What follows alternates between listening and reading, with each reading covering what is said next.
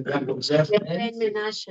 Maybe put it here. Can't see the later.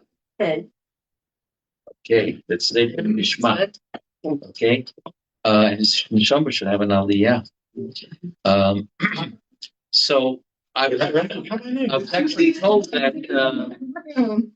Come, guys. Like this. I never told. Okay, and Javi, you are.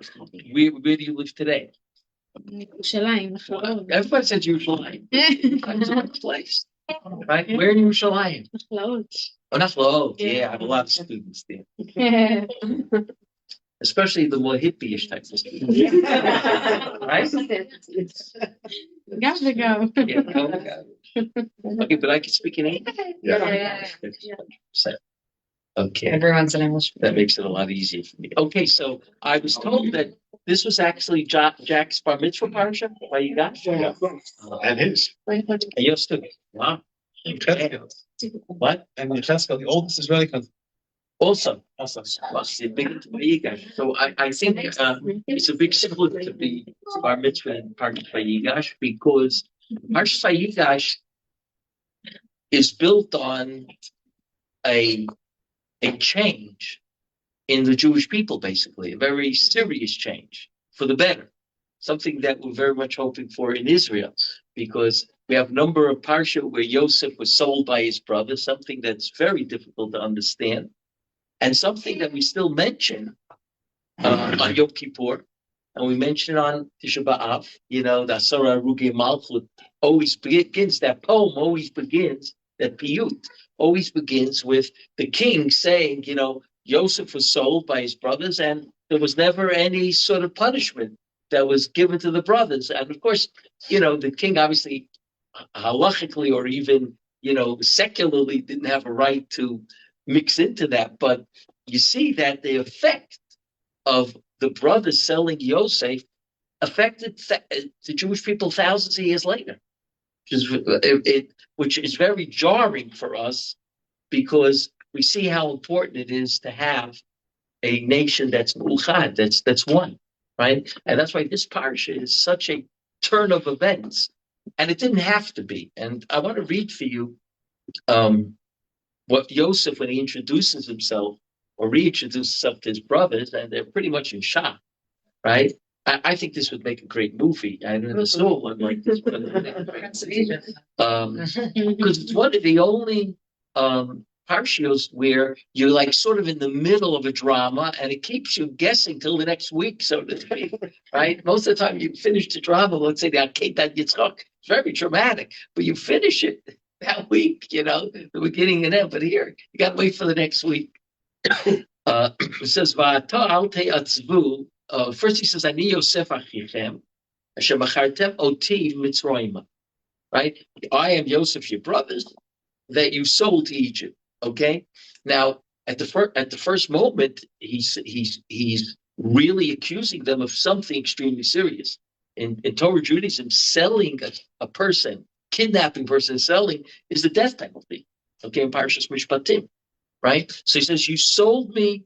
And the brothers are probably with their jaws are dropping because they're ready to say, now I'm the boss, right? I'm the Yosef saying, and now you're in trouble. That's what should have or could have happened, right? Al tiyeh baz l'chol adam, the Mishnah Novot says, okay, she'ein adam she'ein lo sha'ah. Right, let me just turn that off.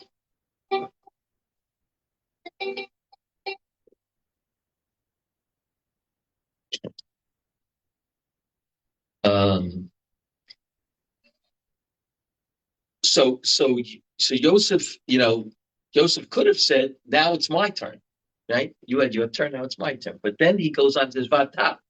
Al tiyatzvu, val yicha beinechem, ki machartem oti heina. Don't be upset.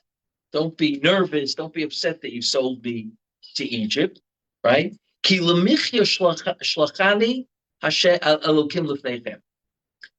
Because God sent me here to feed you, right? To give you sustenance, because it's a famine in the land of Israel, right? So Yosef right away in the next pasuk changes from you sold me, right? You sold me. God sent me, right? So you can look at it as you sold me or God sent me. And he picks the latter, right? And he says, you know what? Guys, don't be upset because now I realize why this all happened.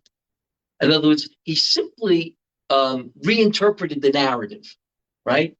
And in psychology, this is what's called narrative therapy, right? Where you can reinterpret the narrative to be something positive.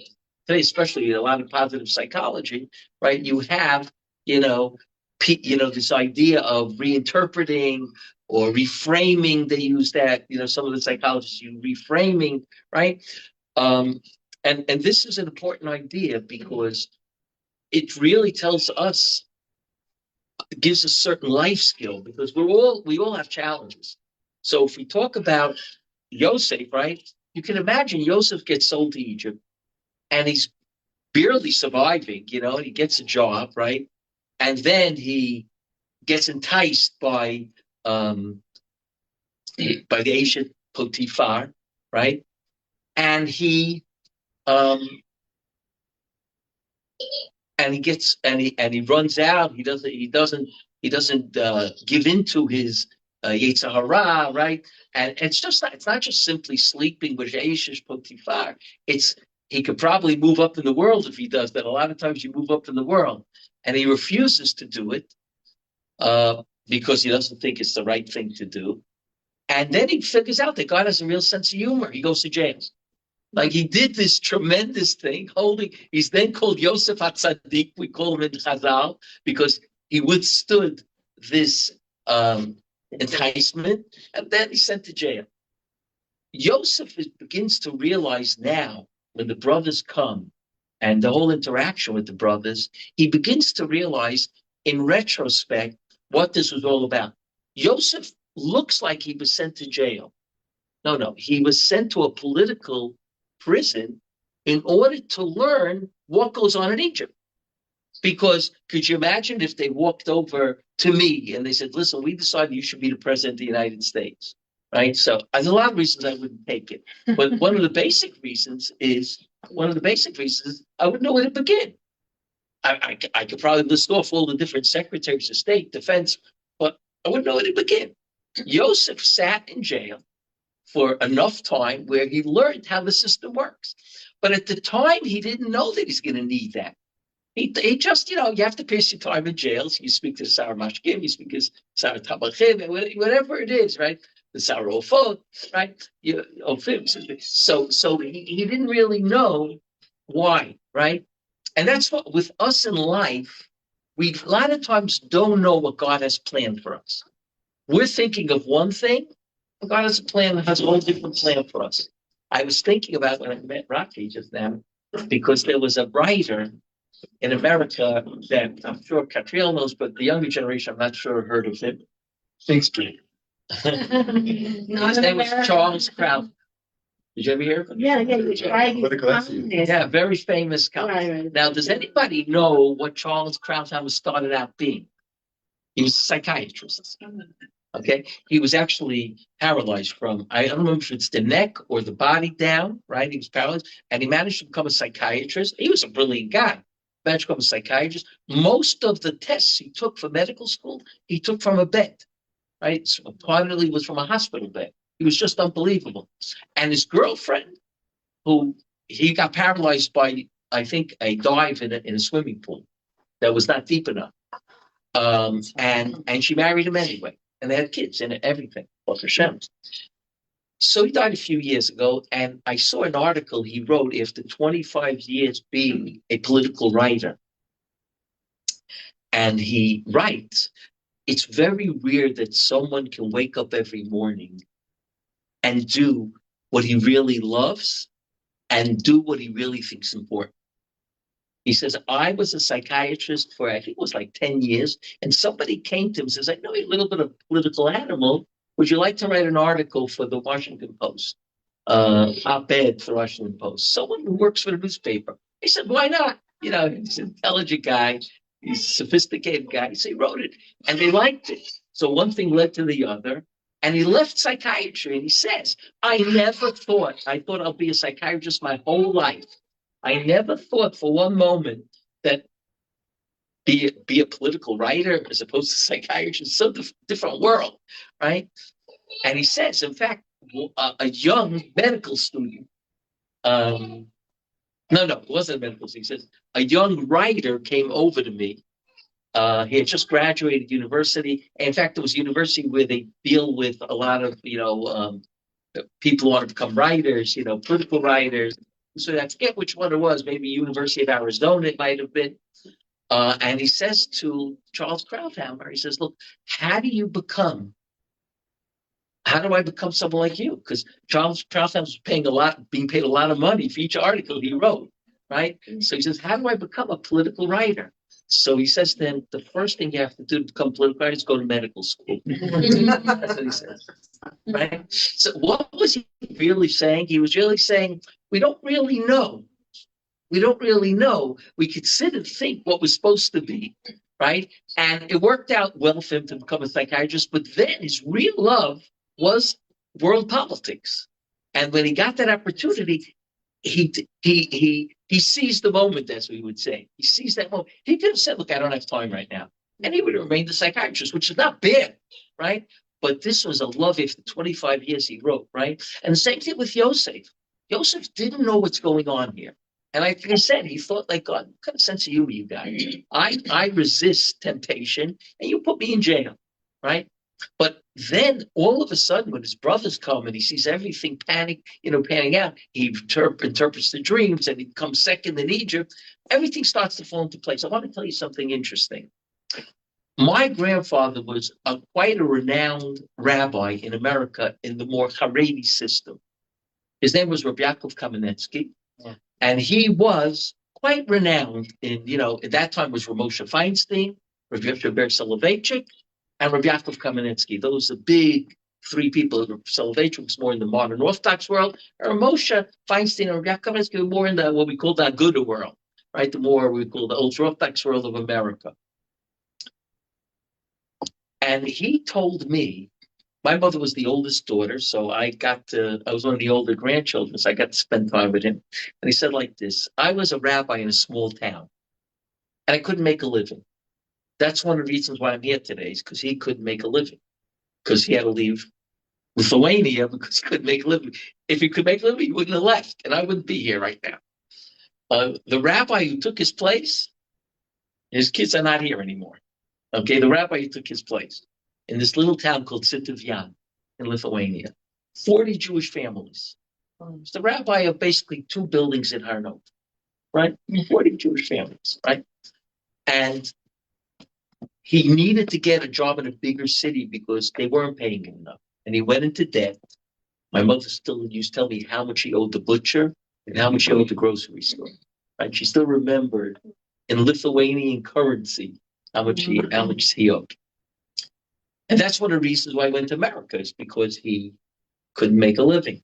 He took 3 different, we call it Yiddish probas. He went to 3 different shuls, to different towns, or cities actually, small cities, to become rabbi. And all 3 he didn't get. And he wondered, why am I not getting those, I'm a pretty learned person. I speak pretty well, right? He became really an illustrious, Talmud Chacham and an illustrious speaker. Well, he couldn't figure out why. What does God want over here from me? All I'm trying to do is spread Torah through becoming a rabbi, and can't do it.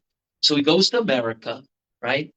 And he through all sorts of twists and turns, he becomes a rabbi in Toronto. And he brings the family to Toronto in 1937. Okay? Very close to the time when, was the end, right? And because he brought the family to Toronto, then eventually got a position in New York City. But for 7 years, he was in Toronto.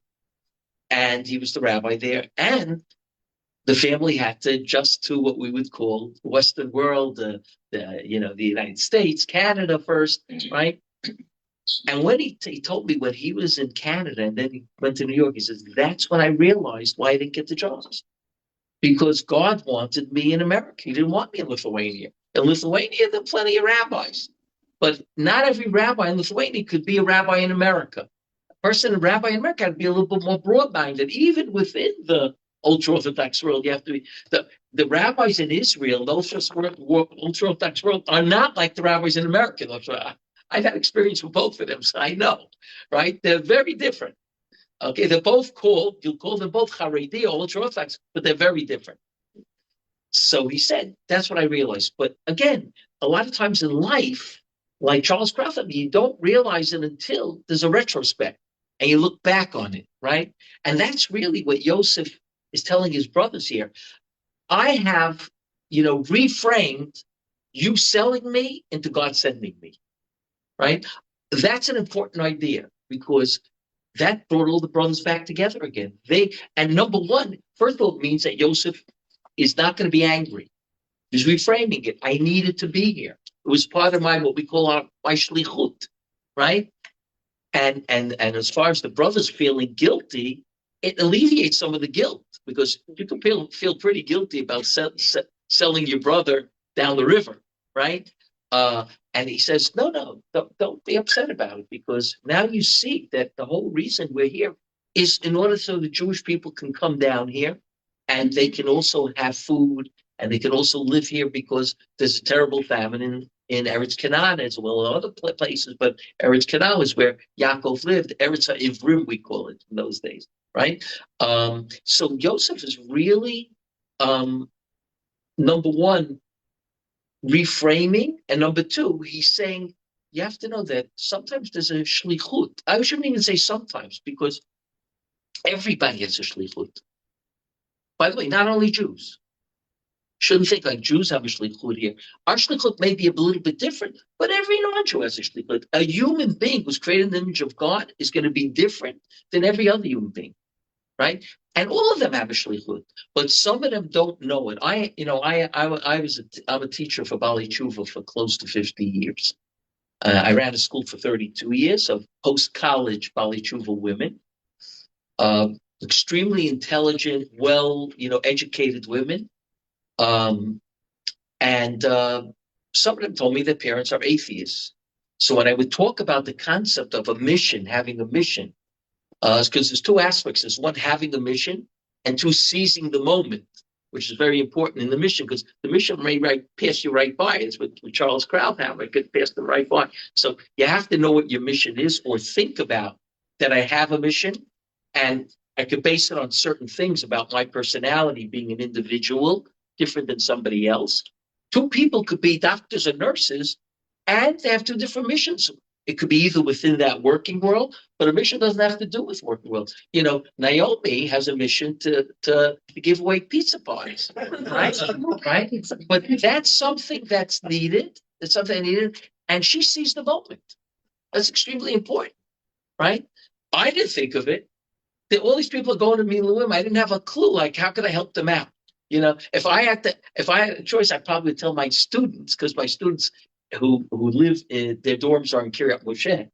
So if I used to tell them, go ask the women if they need help for Shabbat to watch the kids. I didn't even think you get them a pizza pie. Man, that's a whole different level.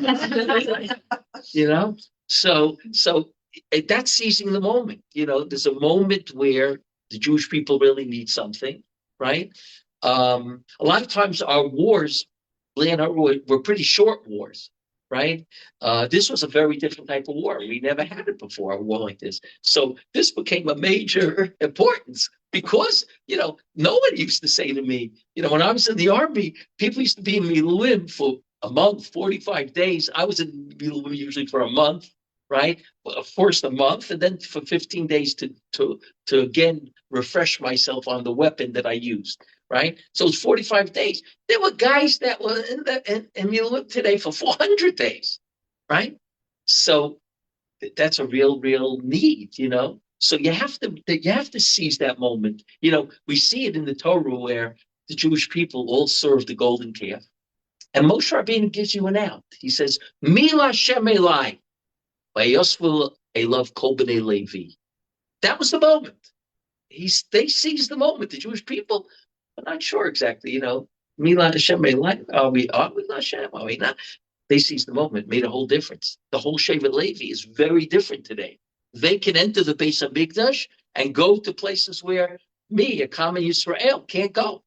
Why? Because they seized the moment. They did what they, what the calling. The calling was Moshe Rabbeinu, right? I always understood Al tiyavaz l'chol adam. From the commentaries, it really looks like Al tiyavaz l'chol adam means don't belittle any person, because you might have to, and this happens to us, sometimes it's a little bit humorous, we dismiss somebody and then we find out that they're sitting behind the desk that we need to get the job from. Mm-hmm. That's what a lot of the commentaries learn, understand. Every person has his hour, right? I always understood it differently. I understood you shouldn't belittle any person because every person in his life has that moment. Right? Not that he's going to be able to take revenge, but he has a moment that's so important in his life. You know that every individual is important because every individual has that moment that no one else has that moment, right? I want to just end maybe with a story. I used to go to Yale University to get students. Many universities I went to. One of them was Yale. Whenever I had friends, because my school is not exactly considered a Haredi school, it's considered very open. So it depends who the rabbi on campus was. If he's more towards the ultra-Orthodox, I'd have a hard time getting students from him.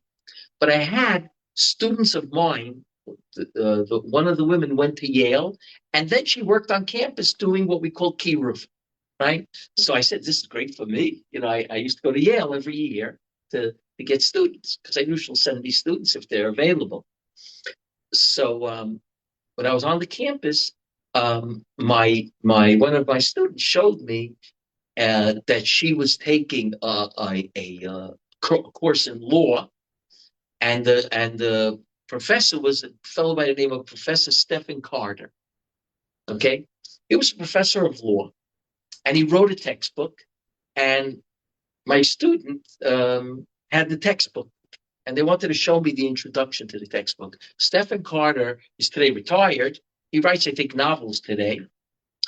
He wrote a novel, but I never read it, but I know I looked at a review. He wrote a novel on what happened if Abraham Lincoln, what would happen if he wasn't assassinated, right? Very interesting question. He was an African-American, Stephen Carter. Now, he reached Yale Law, a professor at Yale Law. He's a law pusher, okay?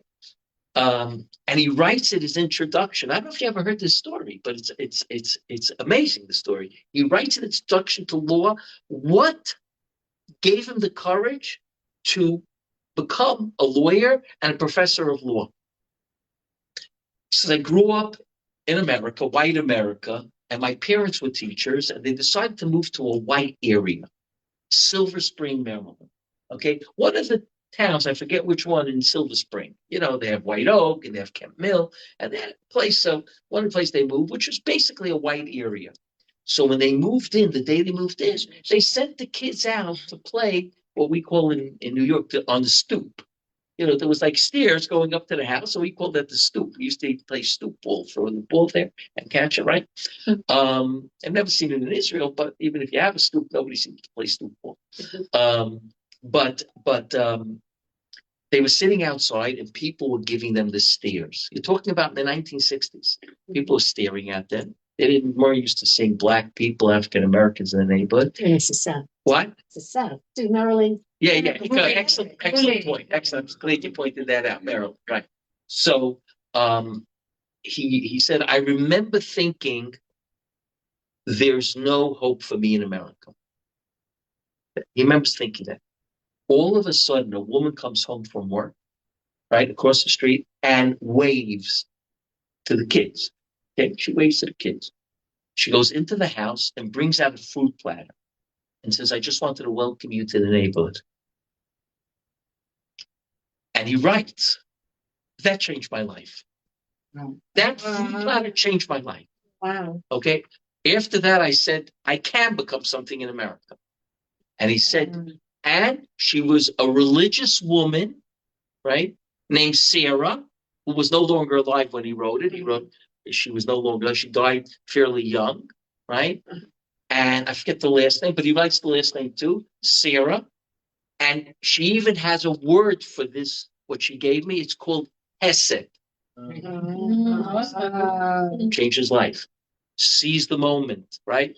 Every person has that opportunity, right? He's a Every person has to feel their honor shlichut. And I always say to my students, your parents could be atheists, okay? But they should invent for themselves a shlichut, a mission. Because you live life very differently when you know there's a mission. I don't care if it's God, not God, right? If we're religious, we'll say God gave me a mission. If we're not religious, I'll invent a mission.